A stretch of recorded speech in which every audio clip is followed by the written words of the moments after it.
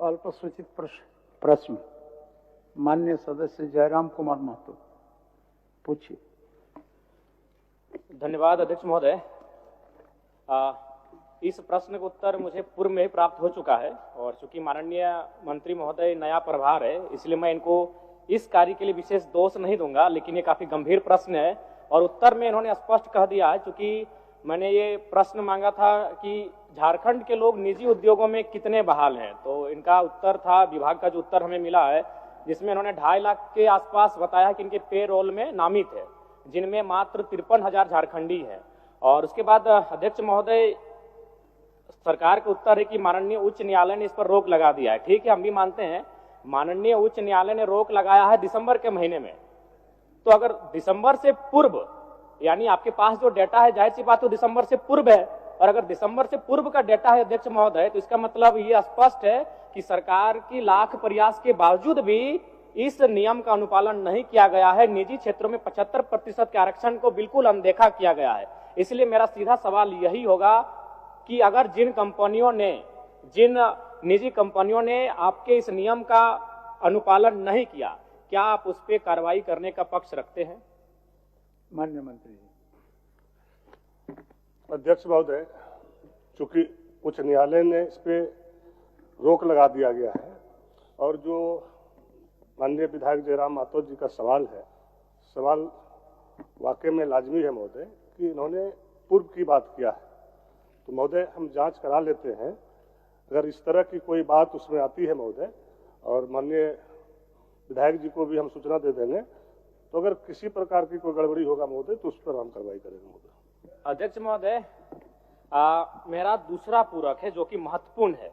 माननीय उच्च न्यायालय में चल रहे इस मामले में सरकार की तैयारी क्या है? कहीं ऐसा ना हो 2002 में भी स्थानीय नीति हम लेकर आए थे, उच्च न्यायालय में रोक लगी और सरकार ने से उसके ऊपर के सदन में चुनौती नहीं दिया, जिसका परिणाम आज 25 साल के बाद भी झारखंड का आम जनमानस भुगत रहा है।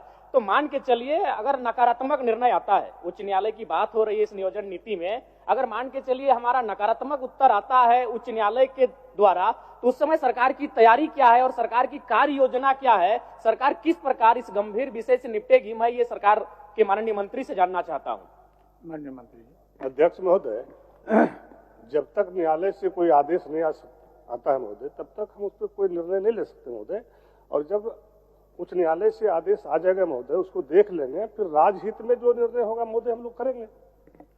अध्यक्ष महोदय, मेरा सीधा पूरक रहेगा माननीय मंत्री जी से, क्या आउटसोर्सिंग कंपनियां जैसे जो पारा मेडिकल स्टाफ की बहाली लेती हैं या फिर पारा टीचिंग स्टाफ की बहाली लेती हैं या फिर अन्य सेक्टरों में जो आउटसोर्सिंग एजेंसियां स्टाफ की बहाली लेती हैं, क्या आप उन्हें निजी कंपनी मानते हैं?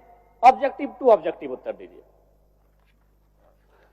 अध्यक्ष महोदय, हमने साफ शब्दों में कहा महोदय कि जब तक उच्च न्यायालय से कोई आदेश पारित नहीं हो जाता महोदय, हम कुछ भी बोलने से जो है इनकार रहते हैं महोदय, क्योंकि ये मामला अभी न्यायालय में चल रहा है।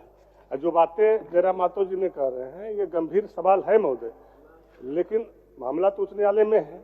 अब किस तरह का आदेश पारित होता है उसके बाद ही ना महोदय हम कोई बात बता सकते हैं। महोदय, इसमें उच्च न्यायालय का तो विषय नहीं होना चाहिए, हम बस इतना पूछे कि जो आउटसोर्सिंग एजेंसियां हैं, क्या वो निजी कंपनी के, आपका जो निजी कंपनी का प्रोटोकॉल है उसके दायरे में वो आउटसोर्सिंग एजेंसियां आती है कि नहीं है? इसमें बस मेरा यही सवाल है कि एजेंसियां जो बहाली ले रही हैं वो निजी कंपनी है या नहीं है?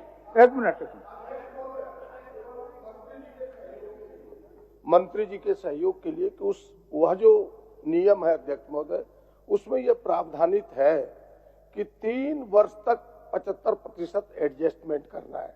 यह कानून मात्र 1 साल तक चला, 3 वर्षों तक चलता तो शायद एडजस्टमेंट हो जाता 75%, जो माननीय सदस्य कह रहे हैं।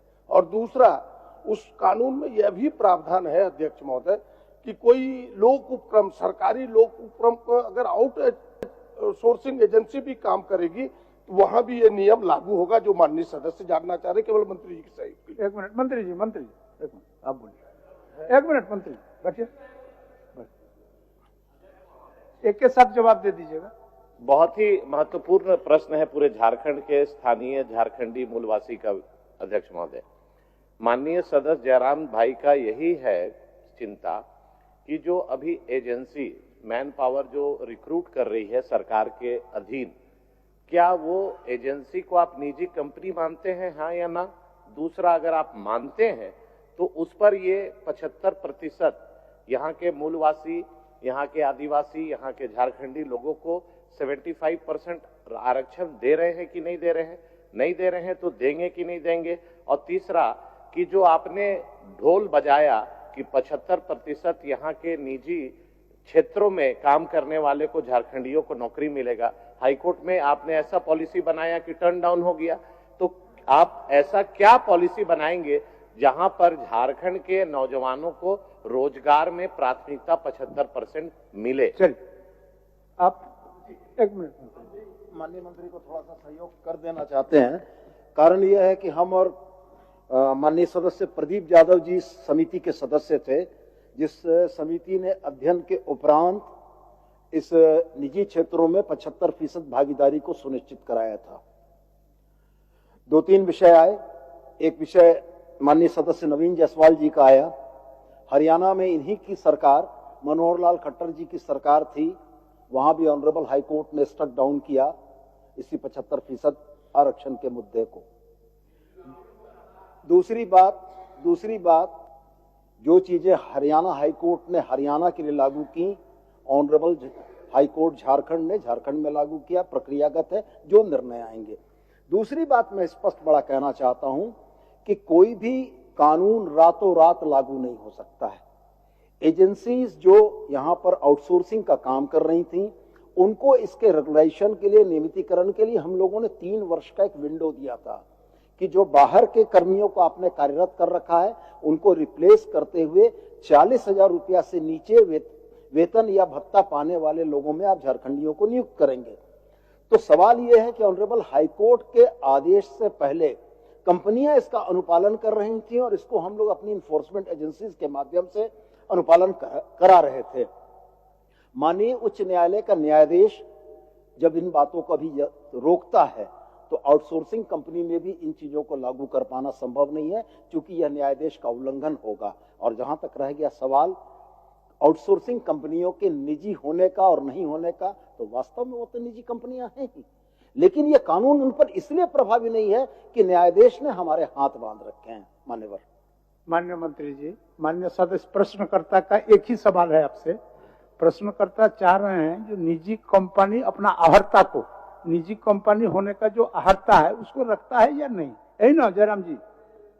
ठीक, बोलिए। अध्यक्ष महोदय, आउटसोर्सिंग एजेंसी निजी कंपनी मानती है महोदय, और जो बातें 75% का है महोदय, साफ शब्दों में माननीय सदस्य सोनू जी ने, प्रदीप जी ने, नवीन जी ने क्लियर कर दिया महोदय। और इस चीजों को जैसे भी हाईकोर्ट का आदेश आता महोदय, अब क्या आदेश आता है उसके बावजूद हम लोग निर्णय लेंगे महोदय। ठीक ठीक। लास्ट हम आप उसके बाद बैठ ही जाएंगे, हम सवाल नहीं करेंगे। कुछ भी साफ साफ नहीं। अध्यक्ष महोदय, माननीय मंत्री, 2 मंत्री खड़े होकर हमें संतुष्ट नहीं कर पा रहे।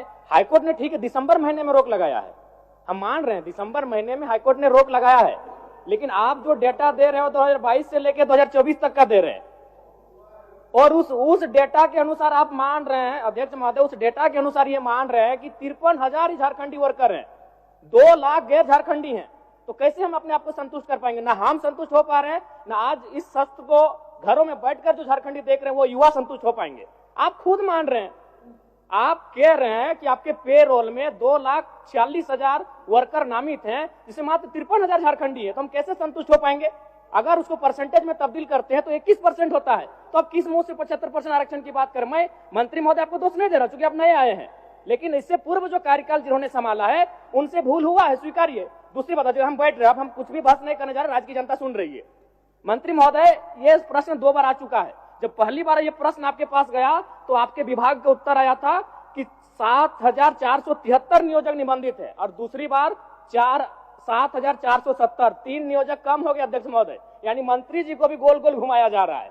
5 दिन पहले मेरा यही प्रश्न आया था, 7,473 नियोजक थे, और आज मेरा प्रश्न जब दोबारा आया है तो 7,470 नियोजक हो चुके हैं। मंत्री जी को खुद गोल गोल घुमाया जा रहा है। ये इस राज्य की दुर्दशा है। हम कुछ मान्य सदस्य